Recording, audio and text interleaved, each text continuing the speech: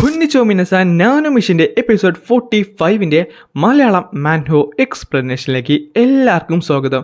Guys, നിങ്ങളുടെ എല്ലാവരുടെ favourite nano മിഷനാണെന്ന് എനിക്കറിയാം. പക്ഷേ അതേപോലെ തന്നെ വൺ പീസ് നമുക്ക് ഇതിനോട് ചെയ്യേണ്ടതായിട്ടുണ്ട്. അതുകൊണ്ടാണ് ഇന്നലെ നമുക്ക് വീഡിയോ ഇടാൻ സാധിക്കാഞ്ഞത്. സോ ഇന്നലത്തെ ക്ഷീണം ഞാൻ എന്തായാലും ഇന്നത്തെ ഒരു എപ്പിസോഡിനകത്ത് തീർക്കാനായിട്ട് പോകുവാണ്. അതുകൊണ്ട് തന്നെ വീഡിയോ ഫുള്ളായിട്ട് കാണാൻ ശ്രമിക്കുക. വീഡിയോ ഇഷ്ടപ്പെട്ടു കഴിഞ്ഞാൽ ലൈക്ക് ചെയ്യാനും ഷെയർ ചെയ്യാനും സബ്സ്ക്രൈബ് ചെയ്യാനും മറക്കണ്ട. അപ്പോൾ കൂടെ നിന്ന് ഒറ്റിയത് 17 അഡപ്റ്റ്സിലെ ഒരാളാണ്. അപ്പം മുറിമിൽ തന്നെ ഒരു സ്പൈ എനിമിയുണ്ട്. അതെന്നാലും എത്രയും പെട്ടെന്ന് തന്നെ കണ്ടുപിടിക്കണം. പക്ഷേ മൈനർ പ്രിസിനെ അറ്റാക്ക് ചെയ്ത സ്ഥിതിക്ക് അവർ ഞങ്ങൾ അത്ര പെട്ടെന്ന് വിടുമെന്ന് തോന്നുന്നില്ല. അത് കഴിഞ്ഞ് കാണിക്കുന്നത് നമ്മുടെ ഫിസിഷ്യൻ ബേക്കായുള്ള ജോങ് ഹു ബേക്കാണ്. ആ സമയത്ത് തന്നെ ആൾ പറയും ചെയ്യും, സാർ ഇവിടെ എല്ലാം കഴിഞ്ഞിരിക്കുന്നു. ഓക്കെ, ഞാൻ വിചാരിച്ചത് ഹിപ്നോസിസ് ചെയ്തുകൊണ്ട് തന്നെ ഇവരുടെ ശരീരത്ത് എന്തെങ്കിലും തരത്തിലുള്ള മാറ്റങ്ങൾ കാണുമെന്നാണ്. എന്നാൽ അവരുടെ ബ്രീത്തിങ് മാത്രമാണ് കുറച്ച് സ്ലോ ആയിട്ടുള്ളത്. ബാക്കിയെല്ലാം കംപ്ലീറ്റ്ലി നോർമലാണ്. പ്രത്യേകിച്ച് പ്രശ്നമൊന്നും കാണുന്നില്ല. സാർ എന്താണ്? ഞങ്ങൾ foods and drinks completely check ചെയ്തിട്ടുണ്ട് ബാങ്കിങ് ഹാളിൽ. പക്ഷേ ഒന്നും തന്നെ പോയിസൺ ചെയ്യപ്പെട്ടിട്ടില്ല. ഞാനത് എക്സ്പെക്ട് ചെയ്തിരുന്നു. മൈനർ പ്രിസ്റ്റ് പറഞ്ഞത് ഒരു ഹിപ്നോസിസ് സിഗ്നൽ കൊടുത്തുകൊണ്ടാണ് ഇതെല്ലാം ലൂർ ചെയ്തതെന്നാണ്. അതിനർത്ഥം എന്തെങ്കിലും ഫുഡ്സിലോ അല്ലെങ്കിൽ ഡ്രിങ്ക്സിലോ പോയിസൺ ചെയ്യാനുള്ള ചാൻസ് വളരെ കൂടുതലായിരിക്കും എന്നാണ്. പക്ഷേ അവൻ കംപ്ലീറ്റ്ലി റോങ് ആയിരുന്നു. ഈ സമയത്താണ് നമ്മുടെ അവിടേക്ക് വരുന്നത്. ഗ്രീറ്റിംഗ്സ് മൈനർ പ്രിസ്റ്റ് എന്ന് പറഞ്ഞിട്ട് എല്ലാവരും എന്നെ ഗ്രീറ്റ് ചെയ്യുന്നുണ്ട്. Greetings minor priest, physician bake, thank you for your hard work. അല്ല, നമ്മൾ എന്തെങ്കിലും പ്രോഗ്രസ് ഉണ്ടാക്കിയോ? ഒന്നും തന്നെയില്ല. താങ്കൾ പറഞ്ഞതുപോലെ തന്നെ ഫുഡ്സും ഡ്രിങ്ക്സും എല്ലാം തന്നെ ചെക്ക് ചെയ്തു. പക്ഷേ അതിലൊന്നും പോയിസൻ്റെ ഒരു അംശം പോലും കാണാൻ സാധിച്ചില്ല. ഫുഡിലൊന്നും ഒരു തരത്തിലുള്ള പോയിസണും കാണാൻ സാധിച്ചില്ലേ? അതെ, പക്ഷേ അത് ട്രിഗർ ചെയ്ത് ഒരൊറ്റ ക്ലാപ്പിലാണ്. അതിനർത്ഥം ബാങ്കറ്റ് ഹാളിലുള്ള എല്ലാവരും തന്നെ ഹിപ്നോസിസ് ചെയ്യപ്പെട്ടു എന്നാണ്. അല്ല, ഞാനൊന്ന് നോക്കിക്കോട്ടെ? തീർച്ചയായും താങ്കൾക്ക് നോക്കാവുന്നതാണ്. എനിക്കെന്തായാലും ഒന്നും തന്നെ കാണാൻ സാധിച്ചില്ല. എൻ്റെ സ്റ്റാഫ്സിനും ഒന്നും കാണാൻ സാധിച്ചില്ല. മൈനർ പ്രിസ്, താങ്കൾ ശരിക്കും സ്റ്റബോൺ ആണല്ലേ? അപ്പോൾ ഫിസിഷ്യൻ ബേക്ക് പറഞ്ഞു വെച്ച് നോക്കാറുത്ത് ഫുഡിലും ഡ്രിങ്കിലും അല്ല ഈ പോയിസൺ ചെയ്യപ്പെട്ടുള്ളത്. പക്ഷേ പെട്ടെന്നാണ് അവൻ ആ ശബ്ദത്തിൻ്റെ കാര്യം ആലോചിച്ചത്. അടുത്ത സെക്കൻഡ് തന്നെ അവനെ ജാറ് പൊക്കിയിട്ട് പറയുകയും ചെയ്യും. അല്ല, പിന്നെ എങ്ങനെയായിരിക്കും ഈ ഒരു ഹിപ്നോസിസ് അവൻ ട്രിഗർ ചെയ്തിട്ടുള്ളത്? പെട്ടെന്നാണ് അവൻ ഞെട്ടിയത്. ശരിയാണ്, കഴിക്കാൻ നേരത്ത് ഈ സാധനങ്ങളായിട്ട് നമ്മൾ എന്തായാലും ഡയറക്റ്റ്ലി കോൺടാക്റ്റ് വരുമല്ലോ. ഞാനോ ഇതിനകത്ത് എന്തെങ്കിലും അതായത് പോയിസണോ ഡ്രഗോ എന്തെങ്കിലും ഉണ്ടോ ചെക്ക് ചെയ്തേ. അങ്ങനെ ഞാനോ അത് അനലൈസ് ചെയ്യുകയും ചെയ്യും. അല്ല, അദ്ദേഹം എന്താണ് ചെയ്യുന്നത്? ആ ചോപ്സ്റ്റിക്കും ബാക്കിയുള്ള കാര്യങ്ങളൊക്കെ പിടിച്ചു നോക്കിയാലും ചെയ്യുന്നത്. അടുത്ത സെക്കൻഡ് തന്നെ വീണോട്ടെ അവിടെ ഉണ്ടായിരുന്ന പല കപ്സും മറച്ചു വെക്കുന്നുണ്ട്. എന്നിട്ട് അവരുടെ നേരെ തിരിഞ്ഞു. അതായത് നമ്മുടെ മുറിവിലുള്ള എല്ലാവരുടെ നേരെ തിരിഞ്ഞു. എന്നിട്ട് പറയും ചെയ്യും, നിങ്ങളെല്ലാവരും രാത്രി ഇരുന്ന സ്ഥലം ഏതെന്ന് ഓർക്കുന്നുണ്ടോ? അതെ. എങ്കിൽ ഡിസ്ട്രോയ് ചെയ്യപ്പെട്ട സീറ്റ് അല്ലാതെ ബാക്കിയുള്ളവരും അതേ സ്ഥലത്ത് പോയി ഇരിക്കേണ്ടതാണ്. ഷുവർ എന്ന് പറഞ്ഞിട്ട് അവരെല്ലാവരും പോയി ഇരിക്കുകയും ചെയ്യും. അല്ല, മൈനർ പ്രിസ് അദ്ദേഹം എന്താണ് ചെയ്യുന്നത്? ഇപ്പോൾ അവിടെ ഇരിക്കുന്നതിൻ്റെ അകത്ത് ആ മറച്ചു വെച്ചിരിക്കുന്ന കപ്സിന് മുമ്പിലിരിക്കുന്നവരാണ് ഹിപ്നോസിസ് ചെയ്യപ്പെട്ടിട്ടുള്ളത്. ഫിസിഷ്യൻ ബെക്ക്, ഇത് നമ്മൾ കഴിക്കാൻ നേരത്ത് നമ്മുടെ ചുണ്ടുമായിട്ട് അടുക്കാറില്ലേ? ഇതൊന്നും താങ്കൾക്ക് സ്മെൽ ചെയ്യാണ്ട് സാധിക്കുമോ? പിന്നെന്താന്ന് പറഞ്ഞിട്ട് അവനത് മേടിക്കുക അത് സ്മെൽ ചെയ്ത് നോക്കുന്നുണ്ട്. അടുത്ത സെക്കൻഡിലാണ് അവൻ ഞെട്ടിയത്. ഇത് ഒപ്പിയമാണ്. അപ്പം യഥാർത്ഥ കുറ്റവാളി ഈ കപ്സിലായിരുന്നല്ലേ ഇത് ഒപ്പിയം തേച്ച് വെച്ചിരുന്നത്? അല്ല, അതൊക്കെ അവിടെ നിൽക്കട്ടെ. പക്ഷേ മൈനർ പ്രിസ് അദ്ദേഹം ഇങ്ങനെയാണ് ഇത് കണ്ടെത്തിയത്? പിന്നെ കിടക്കുന്നത് നമ്മുടെ പെട്രേച്ചിൻ്റെ ആ ഒരു ഹാളാണ്. അവിടെ അദ്ദേഹത്തിൻ്റെ ട്രെയിനിങ് റൂം തുറന്നു വരാൻ നേരത്ത് പെട്രേച്ച് പുറത്തേക്ക് കടക്കുകയും അവിടെയുള്ളവർ അവൻ്റെ വിയർപ്പൊക്കെ തൂത്ത് മാറ്റും. പിന്നെ അവൻ്റെ ഡ്രസ്സൊക്കെ ഇടിപ്പിച്ച് കൊടുക്കുകയും ചെയ്യും. പെട്രേച്ച് തങ്ങളുടെ ക്ലോത്തിങ് കംപ്ലീറ്റ്ലി ഫിനിഷ് ആയിട്ടുണ്ട്. അതേസമയം പിന്നെ കാണിക്കുന്നത് പെട്രേച്ചിന് തന്നെ അണ്ടർഗ്രൗണ്ട് ഹാളാണ്. ആ സ്ഥലത്ത് വെച്ച് അവനാ നമ്മുടെ സോഡിയമിൻ്റെ കൈയും പിന്നെ ബാക്കിയുള്ള തോലിലൊക്കെ കൈവച്ച് നോക്കുന്നുണ്ട്. അവനത് സെൻസ് ചെയ്യുവാണ്. അത് കഴിഞ്ഞതിന് ശേഷം അവനത് ഇമാജിനേറ്റ് ചെയ്യുന്നുണ്ട്. എനിക്ക് അവനിൽ നിന്ന് കിട്ടിയ സേബർ എനർജി ആയിട്ട് ഇത് കംപ്ലീറ്റ്ലി സിമിലർ ആണ്. പെട്ടെന്നാണ് അവൻ്റെ ശരീരത്ത് ചെറിയൊരു വേദന അനുഭവപ്പെടുന്ന പോലെ തോന്നി അവൻ നെഞ്ചു തട്ട് കൈവച്ചതും. സിജാങ്ങിൽ വെച്ച് ആ ഒരു ക്ലോ യൂസറിനെ കൊല്ലുന്നതിൻ്റെ വക്കത്തെത്തിയപ്പോഴാണ് അവൻ പെട്ടെന്ന് എൻ്റെ കൺമുമ്പിൽ പ്രത്യക്ഷപ്പെട്ടത്. അവൻ്റെ പവർ അത് ശരിക്കും അൺഎർത്ത്ലി ആയിരുന്നു. ആ ടൈമിൽ തന്നെ അവൻ പെട്രേച്ചിനൊക്കെ ചോദിക്കുന്നുണ്ട്, അപ്പോൾ നീയുമല്ലേ അത്? പെട്ടെന്നാണ് ദേഷ്യം വന്നിട്ട് പെട്രേച്ച് നിലത്തേക്ക് കൈ കൊണ്ടടിച്ചത്. അവൻ എത്ര ധൈര്യം കൊണ്ടിട്ടാണ് എന്നെ അങ്ങനെ നാണം കെടുത്തിയത്? പെട്ടെന്നാണ് പുറകിലൊരു കൊട്ട് കേൾക്കുന്നത്. ആരാണത്? പെട്രേച്ച്, ഇത് ഞാനാണ്, റെഗിയോമ്മ. ഞാനിപ്പോൾ തന്നെ ഓഫീസിലേക്ക് വന്നേക്കാം, നീ ചെല്ലി. Yes sir. പിന്നെ കാണിക്കുന്നത് നമ്മുടെ പെട്രേച്ചിൻ്റെ ഓഫീസാണ്. അത്തരത്തിലുള്ള മാത്രമേ എനിക്ക് താങ്കളോട് റിപ്പോർട്ട് ചെയ്യാനുള്ളൂ. അല്ല, നീ അപ്പോൾ അതിൻ്റെ കാര്യം? അതെ, ഞാൻ ആ ജെയ്ഡ് ബോട്ട്സിൽ എല്ലാം തന്നെ ആ ബാങ്കിങ് ഹാളിൽ നിന്ന് മാറ്റിയിട്ടുണ്ട്. അതുമാത്രമല്ല അത് ഞാൻ ഡിസ്പോസ് ചെയ്തിട്ടുമുണ്ട്. അപ്പോൾ മറ്റാരും ഇതിനെപ്പറ്റി കണ്ടെത്തിയിട്ടില്ലല്ലോ? അഫ്കോഴ്സ് പെട്രേച്ച്, ആരും തന്നെ കണ്ടെത്തിയിട്ടില്ല. അത് ഞാൻ തന്നെയാണ് വാഷ് ചെയ്തു, ഞാൻ തന്നെയാണ് പൊട്ടിച്ച് കളഞ്ഞതും. അതെന്തായാലും നന്നായി. ആ ബോട്ടിൽസൊക്കെ പോയിസൺ ചെയ്യപ്പെട്ടുണ്ടെന്ന് നീ മനസ്സിലാക്കിയത് നമ്മുടെ കാര്യത്തിൽ കുറച്ചുകൂടെ ലിവറേജ് ആക്കും. ഇപ്പോൾ ഈ വരുന്ന അലയൻസിൽ നമുക്കായിരിക്കും കൂടുതൽ പിടുത്തം വരാൻ പോകുന്നത്. അപ്പോൾ ഫിസിഷ്യൻ ബേക്കും ബാക്കിയുള്ളവർ ഇപ്പോൾ ഇൻവെസ്റ്റ് ചെയ്തുകൊണ്ടിരിക്കുകയാണ്. അതേ പെട്രേച്ച്. ഇതെന്തായാലും നന്നായി. കാര്യം ഇപ്പോൾ സ്ട്രാറ്റജിസ്റ്റ് ജഹലും ഈ ഇൻവെസ്റ്റിഗേഷൻ കണ്ടുകൊണ്ടിരിക്കുകയാണ്. മൈനർ പ്രിസ്റ്റ് എന്തായാലും ഇപ്പോൾ അതിൻ്റെ അകത്ത് ജോയിൻ ചെയ്തിട്ടുണ്ടായിരിക്കും. എന്തായാലും അവർക്ക് ഇനി പറയാനായിട്ട് ഉച്ച ഒന്നും തന്നെ കാണത്തില്ല. ഫിസിഷ്യൻ ബേക്കും ബാക്കിയുള്ളവരും എന്തായാലും ഒന്നും കണ്ടെത്താൻ പോകുന്നില്ലല്ലോ. അതേ അവർ പെട്രിയാച്ച് ഫിസിഷ്യൻ ബേക്കാണിത്. താങ്കളോടൊന്ന് സംസാരിക്കാൻ ആഗ്രഹിക്കുന്നു. Perfect timing. നീ എന്തായാലും അകത്തേക്ക് കയറുക. പെട്രിയാച്ച്, താങ്കളുടെ വിലപ്പെട്ട സമയം എനിക്ക് വേണ്ടി മാറ്റിവെച്ചതിൽ വളരെയധികം നന്ദിയുണ്ട്. അപ്പോൾ ഇൻവെസ്റ്റിഗേഷൻ എങ്ങനെ പോകുന്നു? ഞങ്ങൾ ഹിപ്നോസിസിന്റെ കോഴ്സ് കണ്ടെത്തിയിരിക്കുന്നു. ഇത് കേട്ടപ്പോൾ അവനൊന്ന് ഞെട്ടി. ഇതിനുശേഷം അവൻ ആ തുണി എടുത്ത് പൊക്കിയിട്ട് ആ ഒരു കപ്പ് കാണിക്കുകയും ചെയ്യും. എന്ത് കപ്പോ? ഈ ഒരു കപ്പിൽ നിന്ന് ഞങ്ങൾ ലാർജ് എമൗണ്ടുള്ള ഹാലൂസിജനും അതേപോലെ ഒപ്പിയും ഒക്കെ കണ്ടെത്തിയിരിക്കുന്നു. നാശം, ഞാൻ ആ കപ്പിനെ പറ്റി ഓർത്തില്ല. ആ ജേഡ് ബോട്ടിൽസിനെ പറ്റി മാത്രമാണ് ഓർത്തത്. അതുകൊണ്ട് ഞാൻ ഈ കപ്സിന്റെ കാര്യം വിട്ടുപോയിരുന്നു. എന്റെ തെറ്റാണ്. ഫിസിഷ്യൻ ബേക്കിനോട് കൂടി ഞാൻ ഈ കാര്യങ്ങൾ പറയണമായിരുന്നു. ഇൻവെസ്റ്റിഗേഷൻ കംപ്ലീറ്റ്ലി നാച്ചുറൽ ആകാൻ വേണ്ടിയാണ് ഞാൻ ഇങ്ങനെ ചെയ്തത്. പക്ഷേ ഇതിപ്പോ അല്ല, ആരാണിത് ഡിസ്കവർ ചെയ്തത്? അതെന്റെ കണ്ണുകളല്ല, മൈനർ പ്രിസ്റ്റിന്റെ കണ്ണുകളാണ് ഈ ക്ലൂസ് കണ്ടെത്തിയത്. മൈനർ പ്രിസ്റ്റോ? ഇതേപോലെ ഡ്രഗ് കൺസ്യൂം ചെയ്ത് കഴിഞ്ഞാൽ നന്നായിട്ട് ഹാലൂസിനേഷൻ ഉണ്ടാകുന്നതാണ്. അത് മാത്രമല്ല, ഹിപ്നോസിസിൽ അഗ്രകണ്യനായ ഒരാൾക്ക് ഇത് നന്നായിട്ട് തന്നെ അഡ്വാൻറ്റേജ് എടുക്കാൻ സാധിക്കും.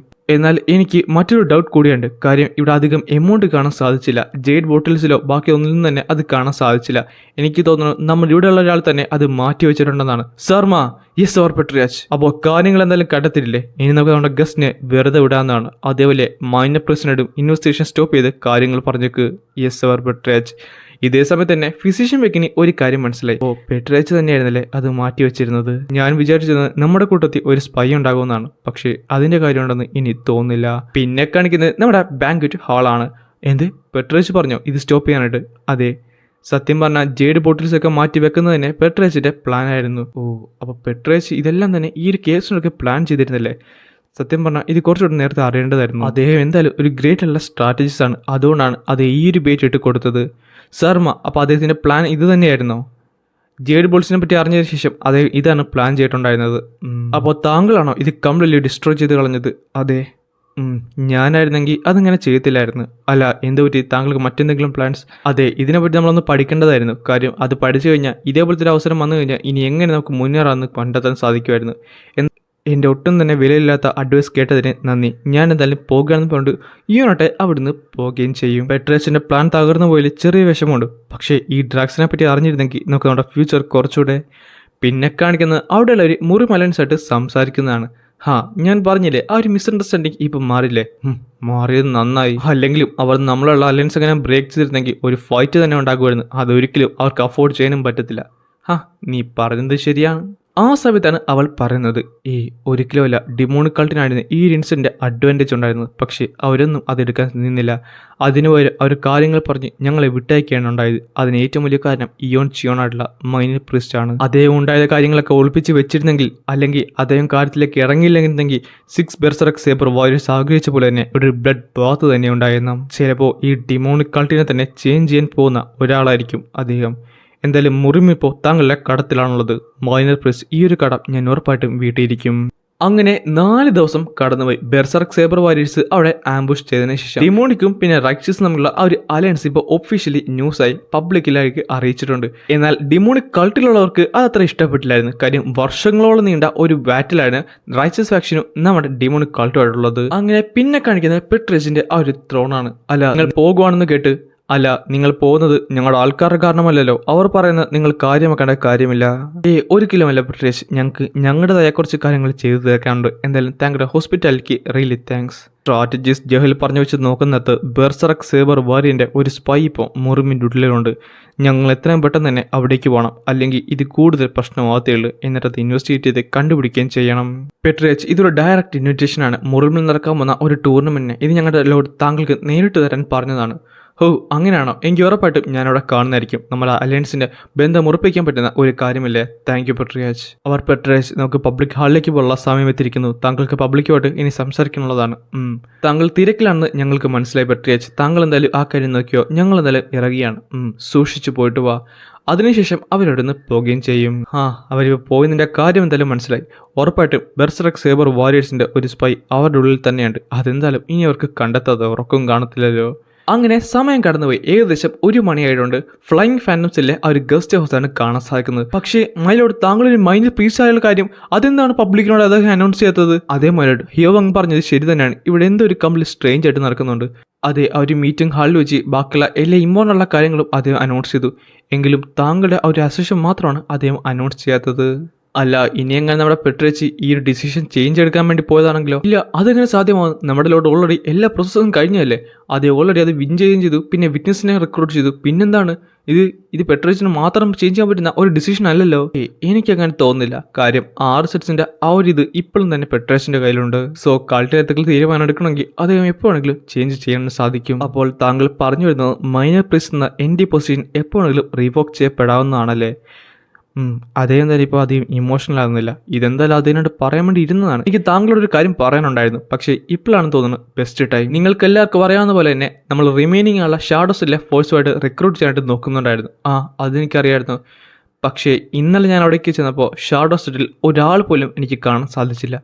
എന്ത്, ഒരാൾ പോലും ഇല്ലെന്നോ? അപ്പോൾ ബാക്കിയുള്ള സെൽസ് ഓൾറെഡി വേറെ മൂവ് ചെയ്തോ? അത് പകുതി ശരിയാണ്. പകുതിയോ?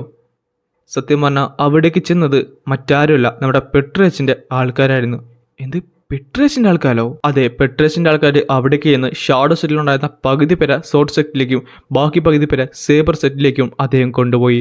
താങ്കൾ എന്താണ് ഈ പറയുന്നത്? അപ്പോൾ നമ്മുടെ പെട്രേച്ച് ഒരു സെറ്റിനെ ഡയറക്റ്റ്ലി ഹെൽപ്പ് ചെയ്യാമെന്നാണോ? അത് സത്യം പറഞ്ഞാൽ അത് ചെയ്യാൻ പാടില്ലാത്തൊരു കാര്യമില്ലേ? അല്ല, അദ്ദേഹം ഡയറക്റ്റ്ലി ഹെൽപ്പ് ചെയ്യുമല്ല, അദ്ദേഹം എൻ്റെ പവർ കംപ്ലീറ്റ്ലി സർപ്പസ് ചെയ്യുവാണ് ബാലൻസ് ചെയ്യാനായിട്ട്. എന്ത്, 2 സെറ്റ്സിൻ്റെ പവർ അദ്ദേഹം ഇപ്പോൾ കൂട്ടിക്കഴിഞ്ഞാൽ അവിടെ എന്തായാലും ഒരു ഈക്വലുള്ള ബാലൻസ് ക്രിയേറ്റ് ചെയ്യപ്പെടും എൻ്റെ എതിരാളിയായിട്ട്. അത് മാത്രമല്ല, എൻ്റെ പൊസിഷൻ ഇപ്പോൾ ഒഫീഷ്യലി അനൗൺസ് ചെയ്യാത്ത സ്ഥിതിക്ക് അദ്ദേഹം ബാക്കിയുള്ളവരോട് പറയുകയാണ് അവർക്കിപ്പോഴും ഒരു ചാൻസ് ഉണ്ടെന്ന്. ചുരുക്കം പറഞ്ഞാൽ അദ്ദേഹം തീയിലിപ്പോൾ എന്തായാലും എണ്ണ ഒഴിച്ചിട്ടിരിക്കുകയാണ് ബാക്കി സെറ്റ്സ് എനിക്കെതിരെ വരാനായിട്ട്. അല്ല, അതിനർത്ഥം നമ്മുടെ പെട്രേച്ച് നമുക്കെതിരെ? അവർക്ക് എന്തായാലും ഇപ്പോൾ പെട്രേച്ചിൻ്റെ യഥാർത്ഥ നിറം മനസ്സിലായിട്ടുണ്ട്. അത് നമ്മുടെ പെട്രേച്ച് എന്ന് പറഞ്ഞാൽ കംപ്ലീറ്റ്ലി ഒരു കോൾഡ് ഹെയറിലുള്ള മനുഷ്യരാണ്. അദ്ദേഹത്തിന് ബ്ലഡ് ലൈനോ അഫക്ഷൻസോ ഒന്നും തന്നെ ഇല്ല. എല്ലാവരും അദ്ദേഹത്തിൻ്റെ ഓരോ കരുക്കൾ മാത്രമാണ്. അപ്പോൾ നമ്മുടെ പെട്രേച്ച് നമ്മുടെ അലയല്ലേ? ഇനി നമ്മൾ എന്ത് ചെയ്യും? പെട്ടെന്നാണ് ഈ അവിടേക്ക് എഴുന്നേറ്റത്. ഇവിടെ വന്നിട്ടുള്ള എല്ലാവരും എനിക്കൊരു കാര്യം പറയണമെന്നുണ്ട്. ഞാൻ ഇനി എന്ത് ചെയ്യാൻ പോയാലും നിങ്ങളെ ഞാൻ ട്രസ്റ്റ് ചെയ്ത് ഫോളോ ചെയ്യുന്നു വിശ്വസിക്കുന്നു. ഇത് കേട്ടപ്പോൾ അവരെല്ലാവരും ഒന്ന് ഞെട്ടിത്തെറിച്ചു പോയി. നമ്മുടെ ഡിമോണിക്കളുടെ പലതും തെറ്റായിട്ടുണ്ട്. ആ തെറ്റെന്ന് പറയുന്നത് താഴ്ത്തട്ടിൽ മാത്രമല്ല, അങ്ങ് മുകളിൽ വരെയുണ്ട്. സോ ഞാൻ ഈ ഡിമോണിക് കൾട്ടിന്റെ അതോറിറ്റിനെ തന്നെ ചലഞ്ച് ചെയ്യാനായിട്ട് തീരുമാനിച്ചിരിക്കുന്നു. ഞാൻ എന്തായാലും എൻ്റെ ഈ ജേണലിൽ നിങ്ങളെല്ലാവരുടെയും സഹായം ഉണ്ടാകുന്നു, ട്രസ്റ്റ് ഉണ്ടാകുന്നു വിശ്വസിക്കുന്നു. അത് പറഞ്ഞു തീരുന്നതിന് മുമ്പ് തന്നെ ഹ്യൂബങ് തന്റെ കൈകൾ കൂട്ടിമുട്ടിച്ചിരുന്നു. എന്നിട്ട് പറയുകയും ചെയ്യും, മൈലോഡ്, അതെന്ത് ചോദ്യമാണ്? താങ്കൾ ഏത് പാതയിൽ പോയാലും താങ്കളുടെ പുറകെ ഞാൻ ഉറപ്പായിട്ടും കാണുന്നതാണ്. ഞാനും അതിനോട് എഗ്രി ചെയ്യുന്നു ഹ്യൂബങ്. താങ്കൾ ഏത് പാതയിൽ പോയാലും, അത് കാലാമിറ്റി ആണെങ്കിലും വേദന ആണെങ്കിലും ബ്ലഡ് ഷെഡ് ആണെങ്കിലും എന്താണെങ്കിലും കൊള്ളാം, ഞങ്ങൾ താങ്കളുടെ കൂടെ തന്നെയുണ്ട്. അടുത്ത സെക്കൻഡ് തന്നെ അവരെല്ലാവരും അവനോട് പറയുകയും ചെയ്യും, ഞങ്ങളെല്ലാവരും താങ്കളുടെ കൂടെ തന്നെയുണ്ട്. ഇത് കേട്ടപ്പോൾ അവന് സന്തോഷമായി. അപ്പോൾ മൈനർ പ്രീസ്, ഇനി നമ്മൾ എന്താണ് ചെയ്യേണ്ടത്? ബാക്കി റിമൈനിങ് ഉള്ള 4 സെറ്റ്സ് ആണുള്ളത്. അപ്പോൾ നമ്മൾ ഇതുവരെ പ്ലാൻ ചെയ്ത എല്ലാം തന്നെ അബാൻഡൻ ചെയ്യാനായിട്ട് സമയമായിരിക്കുന്നു. അപ്പോൾ താങ്കൾക്ക് മറ്റെന്തെങ്കിലും ഐഡിയ ഉണ്ടോ? നമ്മുടെ പെട്രേച്ച് ഇപ്പോൾ എന്തായാലും ബാലൻസ് ക്രിയേറ്റ് ചെയ്യാനല്ലേ നോക്കുന്നത്. സോ ഞാൻ ആ ബാലൻസ് കംപ്ലീറ്റ്ലി ബ്രേക്ക് ചെയ്യാനായിട്ട് പോകുവാണ്. പെട്ടെന്നാണ് ഹോങ് നമ്മുടെ ഗിയുവിനെ നോക്കുന്നത്. അപ്പോൾ താങ്കൾ എന്തായാലും ഡിമോണിക് ഡ്രാഗൺ പ്ലാംസെറ്റിലേക്ക് പോകാനായിട്ട് പോകുവാണല്ലേ, നമ്മുടെ ഫോഴ്സസ് ഇൻക്രീസ് ചെയ്യാനായിട്ട്? അതെ, എനിക്കൊരു കാര്യം ചെയ്യാം. ഞാൻ എന്തായാലും എൽഡർ സമയമായിട്ട് ഡ്രീം ഫാൻറ്റം സോർട്ട് സെറ്റിലേക്ക് പോവാം. ഞാൻ കേട്ടിട്ടുള്ളത് എൽഡർ സമയുടെ കൂടെ അദ്ദേഹത്തിൻ്റെ ചീഫ് പഠിച്ചിട്ടുണ്ടെന്നാണ്. സോ അവരെന്തായാലും ക്ലോസ് ആവുന്നതുകൊണ്ട് നമുക്ക് എന്തായാലും അവിടെ ഒരു ചാൻസ് കാണാൻ സാധിക്കുന്നുണ്ട്. എങ്കിൽ ഞാൻ ഗിയോ ആയിട്ട് അവിടേക്ക് പോയിക്കോളാം. ഒരു കാര്യം ചെയ്യും, വാങ്ചുവലിനെ ഞാൻ എന്തായാലും കൊണ്ടുപോയിക്കോളാം ബാക്കിയുള്ള സെറ്റ്സിനെ റിക്രൂട്ട് ചെയ്യാനായിട്ട്. മൈലോഡ്, പക്ഷെ എനിക്ക് താങ്കളോട് വരണം. ഹിയോബോങ്, കണ്ടിട്ട് ഇനി അവനോട് പറഞ്ഞിട്ട് കാര്യമില്ലെന്ന് തോന്നുന്നു. നീ എന്തായാലും ഞങ്ങളോട് പോര്. മൈലോഡ്, അതേപോലെ തന്നെ ബേഗ്ജിനും കൂടെ താങ്കളുടെ കൂടെ കൂട്ടിക്കോ. അല്ല, നിങ്ങൾ രണ്ടുപേരും ഞങ്ങൾ രണ്ടുപേരും ഓക്കെയാണ്. വേറെ എന്തെങ്കിലും വേണ്ട കാര്യമുണ്ടോ? ബേഗ്ജി, പിന്നെ നമ്മുടെ ലോഡിനെ സൂക്ഷിച്ച് നോക്കിയോണം. അറിയാം, എനിക്ക് നന്നായിട്ട് തന്നെ അറിയാം. അത് കഴിഞ്ഞ് കാണിക്കുന്നത് നോർത്ത് വെസ്റ്റ് റീജിയനിലെ ഡിമോണിക് കൾട്ട് സിറ്റി ആയിട്ടുള്ള the manor of the demonic dragon palm sect ആണ്. അതേസമയം തന്നെ നമ്മുടെ ചീഫിന്റെ ആ ഒരു ഫ്രണ്ട് ഓഫീസാണ് കാണാൻ സാധിക്കുന്നത്. ചീഫ്, ഇത് ഞാനാണ് സോങ്ബു. എന്താണ്? മൈനർ പ്രീസ് ഇവിടേക്ക് വന്നിട്ടുണ്ട് താങ്കളെ കാണാനായിട്ട്. എന്ത്? എനിക്ക് എത്രയും പെട്ടെന്ന് ആ ഒരു ഗസ്റ്റിനെ വെൽക്കം ചെയ്യാനുള്ള കാര്യങ്ങളൊക്കെ പ്രിപ്പയർ ചെയ്തു. ഞാൻ എന്തായാലും അവരെ പോയി വിളിക്കാം. Yes chief. പിന്നെ കാണിക്കുന്നത് അവരുടെ നടന്നൊരു സ്ഥലത്തേക്ക് വരുന്നതാണ്. മൈലോഡ്, ഇതാണ് ഡിമോണിക് ഡ്രാഗൺ പ്ലാംസിലെ ഗാർഡൻ. ഇത് ശരിക്കും മനോഹരമാണല്ലോ. എനിക്ക് ഈ ലാൻഡ്സ്കേപ്പിനെ പറ്റിയൊന്നും വലിയ പിടുത്തില്ല, പക്ഷേ ഇത് കണ്ടിട്ട് അടിപൊളിയായിട്ടുണ്ട്. എൻ്റെ ഗ്രാൻഡ് ഫാദറിൻ്റെ ഹോബിയാണ് ഗാർഡനിങ്. അദ്ദേഹം അതുകൊണ്ട് ഇതെല്ലാം നന്നായിട്ട് നോക്കാറുണ്ട്. പെട്ടെന്നാണ് ദൂരേക്ക് ഒരാൾ നടന്നു വന്നത്. ഗ്രീറ്റിംഗ് മൈനർ പ്രീസ്റ്റ്, ഞാൻ 8th എൽഡറായുള്ള ഇയോൺ മൂൺ ആണ്. Greetings elder moon. ഇതേ സമയത്താണ് അവൻ നമ്മുടെ ഗിയോനെ നോക്കുന്നത്. ഓഹ് എന്റെ ഗിയോ, നീ ഇപ്പോഴും സ്കിൻ മാസ്ക് ഇട്ടിരിക്കുവാണോ? മൈനർ പ്രീസ്റ്റ് വന്നോളൂ, ഞാൻ ഗസ്റ്റ് ഹൗസിലേക്ക് താങ്കളെ എസ്കോർട്ട് ചെയ്യാവുന്നതാണ്. അതിന്റെ കാര്യമില്ല, താങ്കൾ ഹോസ്പിറ്റലിലേക്ക് റിയലി താങ്ക്സ്. ചീഫ് എന്ത് പറ്റിയടാ? 3rd 4th എൽഡേഴ്സ് ഇവിടേക്ക് വന്നിട്ടുണ്ട്. അതേപോലെ തന്നെ യങ്ങിനോടുള്ള മുഖിയോ താങ്കൾ കാണാൻ ഇവിടേക്ക് വന്നിട്ടുണ്ട്. ഇപ്പൊ തന്നെ കാണണമെന്നാണ് ഈ പറയുന്നത്. എന്ത് എൽഡർ മൂൺ, താങ്കൾ എന്തായാലും അവിടേക്ക് പോകുന്ന കേട്ടോ. ഞങ്ങളെപ്പറ്റി ആലോചിക്കേണ്ട കാര്യമില്ല. അതൊന്നും ഒരു കുഴപ്പമില്ല. എടാ എങ്കിൽ നീ ഒരു കാര്യം ചെയ്യ്, നീ എന്തായാലും ഒരു ഫ്രണ്ട് ഗേറ്റിലേക്ക് എസ്കോർട്ട് ചെയ്യ്. ഞാൻ ഇവിടെ വന്നതിന് ശേഷം അവിടേക്ക് വരാമെന്ന് പറഞ്ഞാൽ മതി. അതിനുശേഷം അവിടെ തന്നെ ആ ഒരു ഗാർഡന് നടുക്ക് അവർ എല്ലാവരും ഇരിക്കുകയും ചെയ്യും. ഇത് കംപ്ലീറ്റ്ലി ബ്യൂട്ടിഫുൾ ആയുള്ള ഒരു മാനറാണ് കേട്ടോ. എനിക്ക് ലാൻഡ്സ്കേപ്പ് ശരിക്കും ഇഷ്ടപ്പെട്ടു. മൈനർ പ്ലീസ്, അതൊന്നും തന്നെയല്ല, അത് ജസ്റ്റ് എൻ്റെ ഹോബി മാത്രമാണ്. അതെ, നമ്മുടെ ഫുഡ് എത്തിയിട്ടുണ്ട്, ഇനി നമുക്ക് കഴിച്ചുകൊണ്ട് സംസാരിച്ച പോരെ. Thank you for your hospitality. ഇതേ സമയം ഹിയോബങ് കംപ്ലീറ്റ്ലി ഹാപ്പി ആയിരുന്നു. കാര്യം ഒത്തിരിയധികം ഫുഡാണ് അവിടെ ഉണ്ടായിരുന്നത്. ആ ടൈമിലാണ് അവൻ നമ്മുടെ ഗിയോനെ നോക്കിയിട്ട് പറയുന്നത്, നമ്മൾ ഓരോ തവണ ഓരോ എൽഡേഴ്സിനെ കാണാൻ പോകുന്നത് എന്തെങ്കിലും പ്രശ്നങ്ങൾ ഉണ്ടാകുന്നുണ്ട്. പക്ഷേ ഇത്തവണ സ്മൂത്ത് ആയിട്ടൊന്ന് പോയാൽ മതിയായിരുന്നു. അല്ല, പറഞ്ഞതുപോലെ ഡെമോണിക് ഡ്രാം പ്ലാംസല്ലേ, അതിൻ്റെ ഒരു കൊച്ചില്ലേ, ഒരു പേരക്കുട്ടി. അതുമാത്രമല്ല ഗിയോ പറഞ്ഞു കേട്ടിട്ടുണ്ട് അവൻ ട്വിൻ സിബ്ലിംഗ് ഉണ്ടെന്ന്. അല്ല, ഇനി പേരക്കുട്ടി, അയ്യോ, ഇനി നേരത്തെ എങ്ങനെ വാരിയർ സിറ്റി പോയ പോലെ അങ്ങനെ ആയിരിക്കുമോ? ഇവിടെ ഒരു മാരേജ് പ്രപ്പോസലായിട്ട് വരുമോ? ഓ മൈ ലോഡ്, താങ്കൾ. അപ്പോൾ നമ്മൾ എന്താണ് പറഞ്ഞു വരുന്നത്? താങ്കൾ ഇവിടേക്ക് പോയില്ലേ, ഞങ്ങൾക്ക് വേറെ ഗസ്റ്റ് ഒക്കെ ഉണ്ടെന്ന് അവിടെയുള്ള ഒരു ഗാർഡ് പറഞ്ഞു. എടാ ഞാൻ പറഞ്ഞില്ലേ, ഞങ്ങൾക്ക് അർജൻറ്റാണ്. ഇതേ സമയത്താണ് എൽഡർ മൂൺ തിരിഞ്ഞു നോക്കിയത്. നോക്കാൻ നേരത്ത് അവിടേക്ക് 4th എൽഡറായിട്ടുള്ള സ്റ്റെൽത്ത് സെല്ലെ ഗുയും ഗോങ് ചായും പിന്നെ 3rd എൽഡറായുള്ള സേവർ സെല്ലെ ചുലിയങ്ങളുള്ള യോങ് ബസും വരുന്നുണ്ടായിരുന്നു. അവനോടൊപ്പം തന്നെ മൈനർ പ്രീസ്റ്റിന്റെ മറ്റൊരു കാൻഡിഡേറ്റ് ആയിട്ടുള്ള സ്റ്റെൽത്ത് സെല്ലിലെ മുഖിയും ചിയോനും ഉണ്ടായിരുന്നു. ഇത് ഇയോനെ അത്ര കണ്ട് ഇഷ്ടപ്പെട്ടില്ലായിരുന്നു. മൈനർ പ്രീസ്റ്റ്, ഒരു സെക്കൻഡ് എനിക്ക് വേണ്ടി തരണം. Greetings fellow elders, young lord Cheon, greetings. പക്ഷേ ഞാൻ പറഞ്ഞില്ലായിരുന്നു എനിക്ക് മറ്റൊരു ഗസ്റ്റുള്ള കാര്യം, അതിനുശേഷം അവിടേക്ക് വരാമെന്ന് പറഞ്ഞായിരുന്നു. സോ ഇതെന്താണ് താങ്കൾ കാണിച്ചിരിക്കുന്നത്? ഒരു എൽഡർ എന്ന നിലയ്ക്ക് ഞാൻ എൻ്റെ റൂഡ്നെസ്സിനോട് അപ്പോളജൈസ് ചെയ്യുന്നു. പക്ഷേ അതേപോലെ തന്നെ ഇമ്പോർട്ടൻ്റ് ഉള്ള പല കാര്യങ്ങളും താങ്കളോട് സംസാരിക്കാനുള്ളതുകൊണ്ടാണ് ഞങ്ങൾ ഇപ്പോൾ ഇങ്ങോട്ട് വന്നത്. അല്ല, അതിനു മുമ്പ് മൈനർ പ്രീസ്റ്റിനെ ഞങ്ങളൊന്ന് ഗ്രീറ്റ് ചെയ്തോട്ടെ? തീർച്ചയായും. ഗ്രീറ്റിംഗ്സ് മൈനർ പ്രീസ്റ്റ്, ഞാൻ 3rd ആയിട്ടുള്ള ചോൾ ഇയോങ് ബു ആണ്. ഗ്രീറ്റിംഗ്സ് മൈനർ പ്രീസ്റ്റ്, ഞാൻ 4th ആയിട്ടുള്ള ഗിയോങ് ജായ് ആണ്. ആ ടൈമിൽ ഇയോണ് തുറച്ച് നോക്കുന്നുണ്ട്. നോക്കിയത് ഞങ്ങളുടെ മുയ്യം ചിയോനെയായിരുന്നു. അവനാട്ടെ പറയും ചെയ്യും, ഇന്നാരുടെ ഫ്രണ്ട് ഞാൻ ബോ ചെയ്യേണ്ടി വന്നല്ലോ. Greetings minor priest. സത്യം പറഞ്ഞാൽ താങ്കൾ ഇവിടേക്ക് വരുമെന്ന് ഞങ്ങൾക്ക് ഒരു ഐഡിയ ഇല്ലായിരുന്നു. പക്ഷേ ഞങ്ങൾക്ക് അതേപോലെ തന്നെ ഇമ്പോർട്ടൻ്റ് ആയുള്ള പല കാര്യങ്ങളും ഇവിടെ ഡിസ്കസ് ചെയ്യാനുണ്ടായിരുന്നു. കാര്യം എൽഡർ മൂന്ന് മാത്രമേ ഇതിനുള്ള ആൻസർ തരാൻ പറ്റത്തുള്ളൂ. അതുകൊണ്ടാണ് ഞങ്ങളിപ്പോൾ ഇവിടേക്ക് വന്നത്. അല്ല, നീ എന്താണ് ഈ ഉദ്ദേശിക്കുന്നത്? എൽഡർ മൂൺ, നമ്മുടെ പൊസിഷൻസൊക്കെ നമുക്ക് തൽക്കാലം മാറ്റി വെക്കാം. താങ്കൾ എന്തായാലും ഞങ്ങൾ ഇവിടേക്ക് അയച്ച ആ ഒരു മെസ്സഞ്ചർ ഹോക്കിനെ പറ്റി മറന്നു കാണത്തില്ലായിരിക്കുമല്ലോ എന്ന് പറഞ്ഞിട്ട് ആ ഒരു 3rd എൽഡറായിട്ട് ഒരു കാര്യം അവനെ ഓർമ്മിപ്പിച്ചുകൊണ്ടാണ് ഈ ഒരു ചാപ്റ്റർ ഇവിടെ അവസാനിക്കുന്നത്.